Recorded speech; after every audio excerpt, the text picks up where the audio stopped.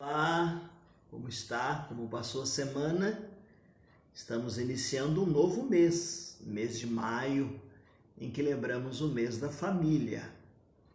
Nós estamos mais uma vez voltando ao livro de Provérbios. Agora vamos caminhar para o finalzinho do livro de Provérbios. Vamos orar? Querido Deus, nosso Pai, que o Teu Santo Espírito possa orientar-nos no estudo da Tua Palavra, que possamos reter os ensinamentos e colocá-los em prática no nosso dia a dia. É a oração que fazemos no nome de Jesus. Amém. Muito bem, nós estamos então concluindo hoje o livro de Provérbios. E ele foi dividido aqui em alguns blocos. Por exemplo, o primeiro bloco, que foi do capítulo 1 até o capítulo 15, nós compreendemos que o livro de Provérbios é um manual de instrução de um viver seguro. Do verso 9 ao 15, nós compreendemos que a sabedoria é o dom que nos permite discernir o melhor caminho a seguir. E nos capítulos 16 ao 22, nós entendemos que buscar e seguir os conselhos da palavra de Deus nos traz muitas bênçãos. Hoje, no terceiro bloco, nós vamos do capítulo 23 até o capítulo de número 31. Vamos procurar entender que buscar os conselhos de Deus traz bênção do Senhor para o nosso viver. O tema de hoje está baseado, então, nos capítulos de número 23 ao 31 do livro de Provérbios. E o nosso assunto hoje é preceitos para a vida prática. Só para relembrar, os capítulos de 1 ao 24 foram escritos por Salomão. Os capítulos 25 ao 29 são de Salomão, mas foram organizados por um grupo editorial escolhido pelo rei Ezequias. A citação é o capítulo 25, verso de número 1. E os capítulos de número 30 e 31 aparece como autores Agur e Lemuel. Sabemos pouca coisa a respeito deles, mas nós vemos aqui que Agur era filho de Jaque e que Lemuel foi um rei em Massá. Dizem que a tradição judaica considera que seriam pseudônimos do próprio Salomão, o nome Agur e Lemuel. Importante é o conteúdo do livro, que vai nos ensinar hoje a respeito de preceitos. Preceitos são ordens, regras, normas, condições. Então, Salomão aproveita aqui nesse terceiro bloco, que é do 23 ao 29, para nos dar algumas sugestões como conviver em sociedade. E é interessante que ele começa o capítulo de número 23 alertando-nos a respeito de etiqueta quando sentamos à mesa. Talvez para algumas pessoas pareça coisa simples, para outras sem importância. Mas o texto aqui vai nos chamar a atenção e nós vamos aprender com ele a respeito do seguinte. Por exemplo, o rei era uma pessoa que se reunia com e recebia muitas pessoas de diferentes lugares e de diferentes costumes. Então ele deve ter observado esses comportamentos, os mais diversos, quando as pessoas sentavam à mesa para comer com ele. E aí, o que é que isso tem a ver com a gente? Bom, há algumas pessoas que não sabem como se portar à mesa. Por exemplo, elas enchem o prato e não dão conta de comer até o final, e a comida sobra no prato. Se ficar na panela, ela pode ser reaproveitada, mas se a gente coloca demais no prato, vai para o lixo. Num tempo em que as pessoas têm dificuldades e passam fome, seria interessante observar isso para que nós pudéssemos, de forma sensata, usarmos o alimento e comermos aquilo que é o suficiente. Lembro-me de minha mãe que dizia assim, para não ter o olho maior do que a barriga. E muitas vezes nós vemos algumas reuniões nas igrejas e forma-se aquela fila e as pessoas vão e colocam um montão e depois não comem aquilo, sobra no prato e aquilo vai para o lixo. É muito triste. Não é à toa que a Bíblia sempre nos alerta dos perigos em várias áreas da nossa vida e é importante nós aprendermos isso também. No capítulo de número 24, do verso 17 e do 18, nós lemos o seguinte, para tomarmos cuidado com a queda do outro. Olha o que diz o texto. Quando teu inimigo cair, não te alegres. Quando tropeçar, não se alegre o teu coração, para que o Senhor não veja e se desagrade disso, desviando dele a sua ira. O princípio básico aqui de relacionamento é o amor cristão. O próprio Senhor Jesus Cristo vai nos ensinar isso, dizendo assim para a gente não se alegrar com a queda do outro. Infelizmente, quando nós vemos acontecer isso na nossa sociedade, as pessoas tropeçarem por quebra, por queda, por algum deslize, a gente ouve as seguintes expressões. Ah, eu sabia. Ou nunca me enganou. Ou às vezes a gente diz assim, bem feito, quem mandou? Este é um preceito que precisamos estar atento todos os dias. Quando uma pessoa nos prejudica, a vingança é o desejo que ela se dê mal automaticamente em nosso coração. A gente pensa assim, não é? Mas Deus nos ajuda a limpar isto, a fim de que a gente não deseje o mal ou a queda daquela pessoa que nos prejudicou. Agora no capítulo 25 até o 29, ele vai continuar aí com estas regras, estas normas, esses preceitos. E ele continua aqui dando conselhos para a vida em sociedade. Agora então no capítulo 25, o verso de número 6 e o verso de número 7, o rei Salomão chama a nossa atenção para as pessoas que buscam os primeiros lugares de honra e depois são convidados a voltarem para o final da fila. Ele faz referência a isso porque era o rei quem determinava onde as pessoas sentavam, quando elas entravam e aonde elas ficavam. Se nós trouxermos isso para o nosso dia, os nossos dias, nós vamos ver muitas pessoas querendo ocupar cargos de destaque e que muitas vezes elas usam de corrupção, de tráfico de influência. Isso não fica bem para um líder, isso não fica bem para alguém que está à frente. Ambicionar o poder ou querer tomar o poder de forma errada. É muito melhor a gente ser convidado a assumir um lugar mais elevado do que o contrário. A sabedoria nestas horas também precisa ser usada. Agora nós já estamos no capítulo de número 25, o verso de número 11. E ele vai falar da palavra pronunciada. E às vezes pronunciada de forma errada ou na hora errada. Olha o que diz o verso 11 do capítulo 25. Como maçãs de ouro em salvas de prata, assim é a palavra dita na hora certa. A palavra pronunciada na hora certa para a pessoa certa e de forma certa é comparada a uma bandeja de prata com muitas maçãs de ouro em cima. Aliás, esta semana, ontem, o nosso pastor, na sua live diária, nas suas meditações diárias, ele falou a respeito disto, da palavra pronunciada, a forma, quando e onde nós usamos as palavras.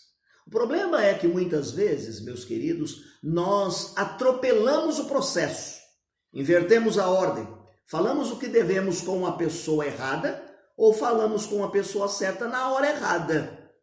Aqui há um tripé. A sabedoria é buscar manter esse tripé em nossas palavras para que sejamos bênção para nós mesmos e para as pessoas que estão à nossa volta. Capítulo 26, verso 18 ao 19. Aqui é o conselho de um rei para outros reis. Ele que tinha muita sabedoria, Salomão, ele pode orientar sim. E aqui diz o texto: como louco que atira brasas e flechas mortais, assim é o homem que se engana, ou que engana o próximo, diz: fiz isso por brincadeira. É interessante que não fica bem isso para um líder, para uma autoridade, brincar fora de hora. Eu me lembro de uma fábula de um menino que saía gritando todo o tempo, dizendo que estava em perigo, que o leão vinha pegar, que o leão vinha pegá-lo. E quando as pessoas chegavam próximo, ele caía na risada e dizia: foi uma brincadeira. Até que um dia o leão veio de verdade para devorá-lo e ele gritou e ninguém quis socorrê-lo. Então não fica bem para a liderança, para as pessoas que têm preeminência, agirem desta forma. A autoridade moral é fundamental para o líder. Capítulo 28, versos 6, 12 e o 26, ele vai falar sobre comportamento. Melhor é o pobre que vive com integridade do que o rico perverso nos seus caminhos. Verso 12, quando os justos triunfam, a grande glória, mas quando os ímpios sobem, os homens escondem-se. 26, quem confia no próprio coração é insensato, mas quem age com sabedoria viverá em liberdade. Quando nós olhamos na nossa sociedade hoje em dia, os noticiários, eles mostram comportamentos totalmente fora dos padrões de Deus. Por exemplo, vemos pessoas adquirindo riquezas através do suborno. Vemos, por exemplo, pessoas fazendo contratos, formas traiçoeiras, que lá na frente elas vão ser pegas. E isso vai frustrar a sua vida, vai trazer tristeza para ela própria e para a sua família. Liga o jornal, quantas polícias, ou quantos dias nós vemos a Polícia Federal acordando pessoas de madrugada e pegando-as de surpresa, hein? Já pensou a Polícia Federal chegando na sua porta? Claro que não é o nosso desejo, isso não vai acontecer, porque os estudos estão nos ensinando de forma prática a agirmos desta forma. Leia com o coração e veja quais coisas aqui estão falando bem de perto ao seu coração e aprenda com elas. Já estou no capítulo 30, hein? E o verso é o de número 7 ao 9. Ele aqui vai usar os conselhos, agora nós já estamos falando de Agur, e a partir daqui Agur e Lemuel. E ele chama a atenção para um conselho do sábio Agur. Olha só, peço-te que não me negues duas coisas antes de morrer. Afasta de mim a falsidade e a mentira. Não me des nem a pobreza nem a riqueza. Dá-me apenas pão de cada dia, para que na fartura não te negue e diga: quem é o Senhor? Ou, empobrecendo, eu não venha a furtar e reclamar do nome de Deus. Interessante que ele faz aqui alguns paralelos, usando algumas palavras: vaidade e mentira, pobreza e riqueza, fartura e negação. Ele está preocupado em negar ao Senhor ou prejudicar o próximo, furtando, e depois vai colocar a culpa em Deus. Um exemplo para nós, hein? A sabedoria nas escolhas, da maneira como Deus vai nos orientando, a direção que nós vamos seguindo na nossa vida, para que nós sejamos reflexo, luz para as pessoas. Capítulo 30, 24 ao 28, ele vai nos chamar a atenção sobre algumas coisas pequenas. É interessante essa parte aqui, porque ele fala a respeito de 4 coisas pequenas, mas extremamente importantes para nos ensinar. Ele fala a respeito da formiga. Olha só, há 4 coisas na terra que são pequenas, mas extremamente sábias. As formigas são um povo sem força, mas no verão preparam o seu alimento. Os coelhos, um povo sem poder, mas vivem nos penhascos. Os gafanhotos, que não têm rei, mas avançam todos enfileirados. A lagartixa, que pode ser apanhada com as mãos, mas anda nos palácios dos reis. Formiga, coelho, gafanhoto e lagartixa. O que eles vão nos ensinar? São pequenos insetos, são animais que nos ensinam grandes lições. A previdência da formiga, a segurança dos coelhos, porque eles habitam em lugares altos. Equipe, trabalhar e viver em equipe é o ensino dos gafanhotos e a liberdade das lagartixas. Não é fantástico? A natureza está nos ensinando. Maravilha esse livro de Provérbios. Agora já estamos no capítulo de número 31, que é o último capítulo deste livro poético. E no início ele vai nos falar a respeito da realidade de uma mulher aconselhando seu filho na escolha de uma outra mulher. É a mãe falando do perfil de uma outra que deve ser digna de ser a esposa do seu filho. Então ela vai aconselhando e vai falando a respeito de como ele deve proceder nessa escolha.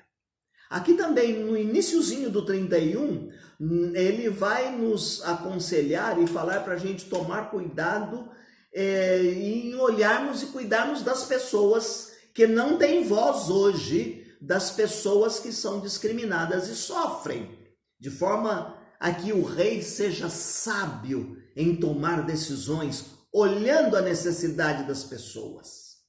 E no final do capítulo 31, ele vai tratar do clássico texto que fala a respeito da mulher virtuosa. Virtuosa significa aquela mulher repleta de boas características morais, honrada, honesta, que tem boa conduta, esforçada, bela, excelente. A partir do verso de número 10, ele usa um acróstico.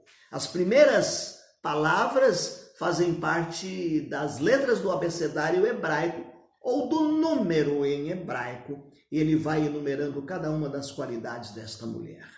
Ele vai então falar da descrição da mulher virtuosa, confiável, bondosa, habilidosa, previdente, organizada, administradora, cuidadora. Aliás, essa lição poderia ser no Dia das Mães, porque a gente sempre fala a respeito do Dia Internacional da Mulher, mas também das virtudes da mamãe que cuida da nossa casa. Olha, ela também sabe trabalhar em equipe. Ela busca sabedoria de Deus para tomar decisões para ser uma bênção na vida das pessoas. Que grande desafio para a mulher cristã hoje, hein? Diante do mundo que nós vivemos, onde vale tudo para conseguir alguma coisa, não se importa uns com os outros, hein?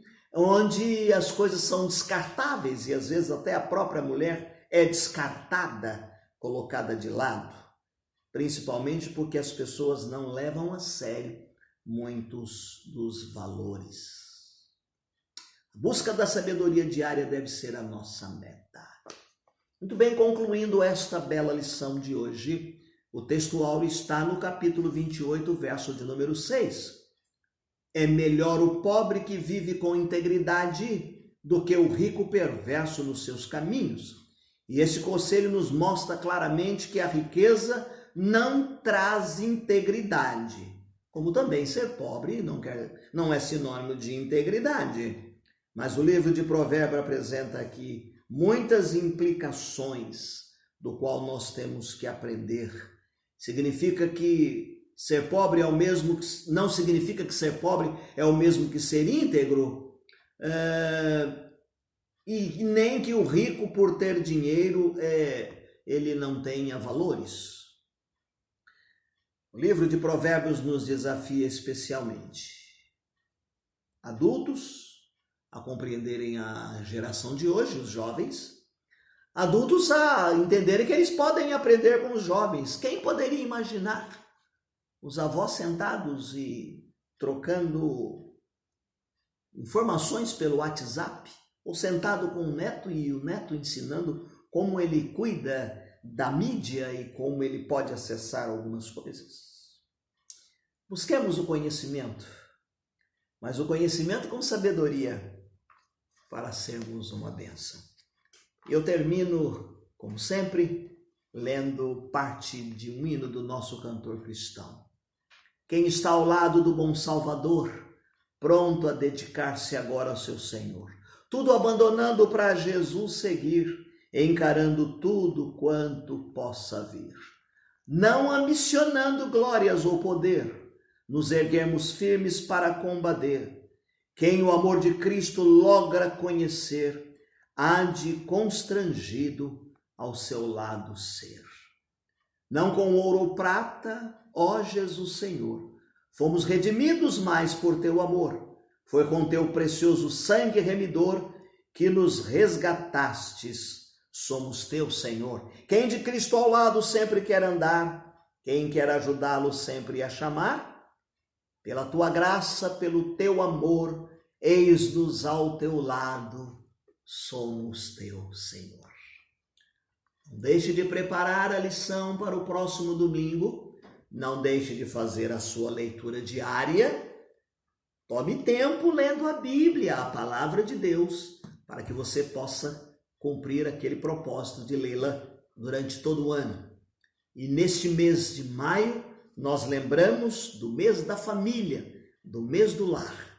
Que Deus possa nos abençoar e que verdadeiramente unidos e juntos possamos, como família de Deus, viver sob a graça, a misericórdia e a bondade de Deus. Que Deus te abençoe. Fique na paz do Senhor.